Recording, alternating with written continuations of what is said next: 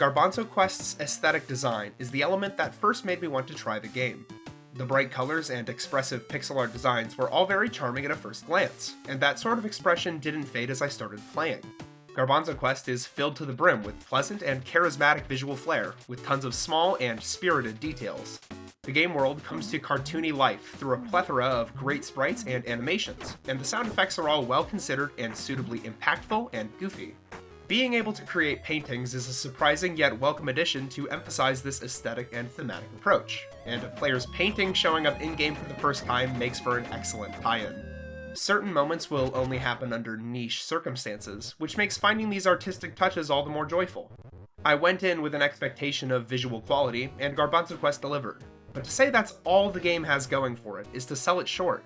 It's also a particularly good platformer as well. Garbanzo Quest's Overworld progression system is the gameplay element that stood out to me the most upon my initial playthrough. For the most part, it follows the formula laid out by Super Mario World. To recap, SMW has an intended linear path through the game, but there also exist several side routes that can be accessed by finding secret exits within the levels themselves. Similarly, Garbanzo Quest has keys hidden in many of its stages that unlock alternate levels upon that stage's completion. There lies a small, yet meaningful difference between this game and World. When finding a secret exit in that game, the level is ended, and the player returns to the overworld to start their journey on the newly unlocked path. Garbanzo Quest has the player take the key to the end of the stage, where the secret path is revealed alongside any others.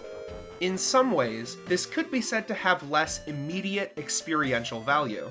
In Mario World, the player is whisked away to a new area, like they just discovered a secret passage to a hidden territory, which adds to the overall adventurous attitude that game has. However, Garbanzo Quest's system has a large upside, being a player doesn't have to replay a level they've previously found an alternate exit in. If a player discovered every collectible the first time around, they can exit that level knowing they don't have to do it again unless they want to, which can be very satisfying in its own right. It also allows the game to hide its keys in less out-of-the-way areas, as it isn't restricted by having to place an extra end gate or key gate somewhere without it being obvious, or detrimental to the other pieces of level design.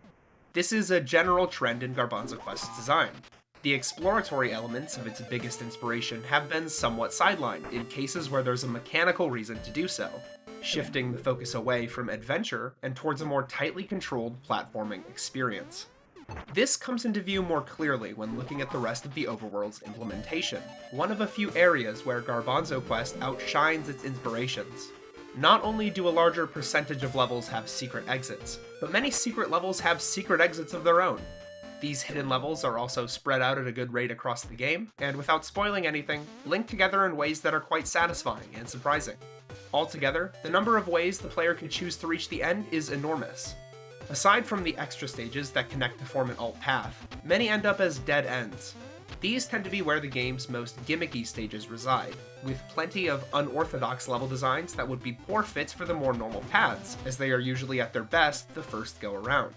In this way, Garbanzo Quest gets to have its cake and eat it too. The game can present a more expected, standard selection of levels along its linear track, while also not sacrificing diversity of level design that can enhance the game's breadth of stages. Needless to say, this all has an outsized effect on replayability. Differing trails can lead to different experiences on subsequent playthroughs, with the stages that have more centralizing gimmicks placed in locations that make them optional if a player doesn't want to replay them. Another focus on down-to-earth, cohesive mechanics shows in the nature of its collectibles. In World, Dragon Coins have very low instrumental and collectible value. The player isn't awarded with anything should they miss even a single one in the stage, and even then an extra Mario is almost never worth the hassle. The game also doesn't permanently record which coins you've gotten with any sort of completion metric, meaning they also frequently fail to motivate more intrinsically minded players as well. Garbanzo Quest's collectibles offer a bit more in both intrinsic and extrinsic ways. Not only are acquired collectibles adequately marked on the Overworld map, the game has two main types, beans and yarn. Yarn can be used to create cosmetic items for your character, and as such are purely intrinsic in value. The beans, on the other hand, can be exchanged to receive new powers. This creates a good mix of motivation, and along with the keys, will often succeed in getting a larger variety of possible players to care about snagging mid-stage collectibles. I mentioned unlocking abilities, which is something this sort of platforming game doesn't do very often. RPG-light mechanics tend to not mesh particularly well with this kind of game, because it can clash with the more intrinsically oriented aspects of design. Oftentimes, players who like these platformers would prefer to get better at the core mechanics of the game, rather than having their character get innately stronger. But fortunately, Garbanzo Quest does a good job with making sure its powers don't intrude on that. For starters, the game can be entirely completed without using any of the offered abilities. On a smaller scale, this means each individual level is beatable with just the basic controls. Powers then are all focused around doing things that allow the player to play the game with a slightly alternate playstyle.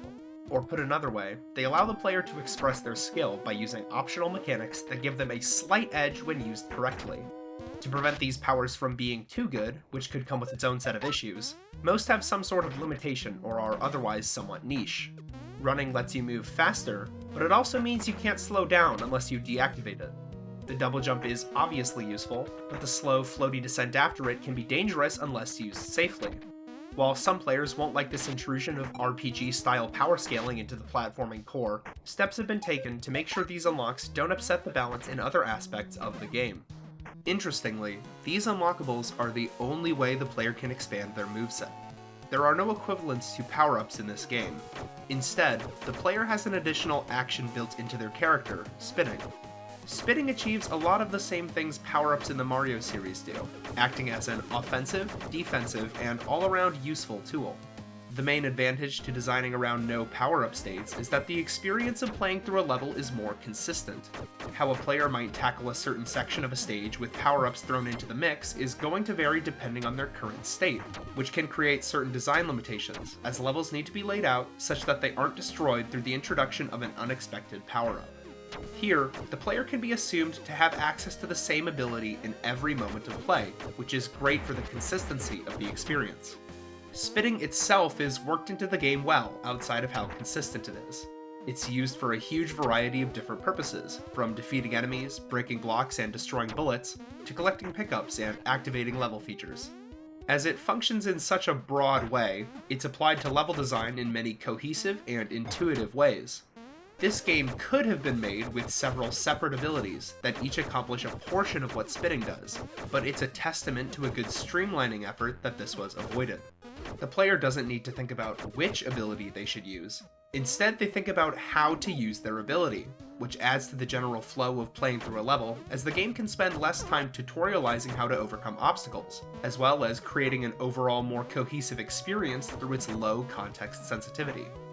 As well integrated as spinning and the Overworld map are, there's another aspect of Garbanzo Quest that really pushes it over the edge from good to great.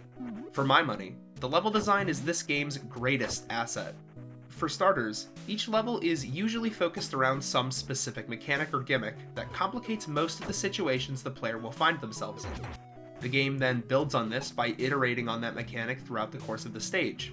In that way, many levels have impressive examples of rampant complexity, where the game will establish a new concept in a low-stakes environment, then repeatedly change the context to keep the mechanic fresh and add additional ramification.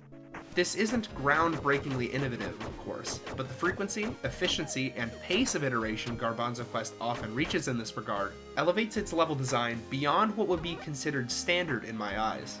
While the best examples of this are found later into the game, as the early stages start out slower to facilitate a smoother on-ramp, the game manages to maintain great level design throughout, especially past the first world. On a more macro scale, levels are composed of screens which can be moved between by reaching the edge of the area. Interestingly, your health is refilled when moving to a new section. In that way, you could think of a level as being composed of some number of smaller mini-levels. Each screen is connected mechanically and thematically, but each plays out in its own separate environment, more or less. Like so many other elements of this game, this tends to increase the consistency of the experience on offer. Each section could be designed with the knowledge that the player would have the same amount of health going in every single time, and as such, these areas tend to be more balanced than they might have been otherwise. Each level really only has a single way to move through it, which can lessen the impact of replaying it, but it can't be said that these stages lack cohesion or structure. In fact, that's their greatest asset. They continuously provide an excellent sense of flow from one section to another with all these connected and measured elements that all work together to give some very good levels. Garbanzo Quest, as a whole, presents a more consistent, more deliberate experience than games such as Mario World, for better and for worse. Spinning being a built-in part of the character removes the inconsistency of how power-ups are implemented into levels, but also removes the reward structure around playing well with them. The levels string the player along with purposeful design extremely focused on a defined experience, but that specificity means there isn't all that much possibility for engagement outside that intended route, unlike many similar games. Its comparatively short runtime means it doesn't get a chance to overstay its welcome, creating a more favorable picture of the game as a whole in the player's memory. But that brevity also means it struggles to present a grander sense of adventure. The comparisons to older games aren't strictly positive, but to view Garbanzo Quest as a mere tribute to Mario World would be to ignore the specifics of what it's going for, and many of what could seem like stumbles are justified when you consider the larger context. Power-ups aren't conducive to a consistency-focused design goal, so they were repurposed into spinning and permanent powers. The powers might be a turn-off for some players, but their limitations keep the game experience reliable, while also introducing extra play options for those interested. Collectibles can aim for providing extrinsic motivation if the game is less worried around a larger sense of adventure. Its art and audio are all simple yet impactful, its overworld progression is layered when understood and surprising when not, and its level design would leave many of the best platformers of all time drooling with envy.